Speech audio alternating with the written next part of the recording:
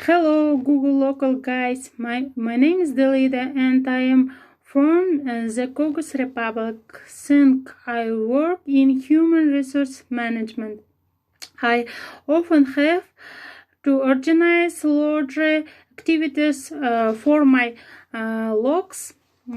Colleagues, and I look for interesting places in my visiting. Google Maps help me a lot.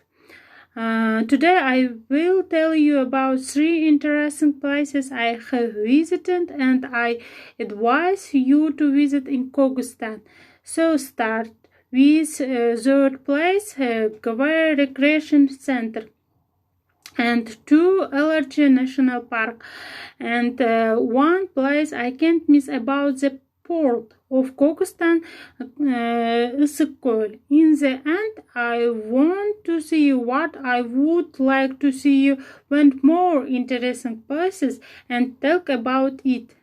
Thank you for attention.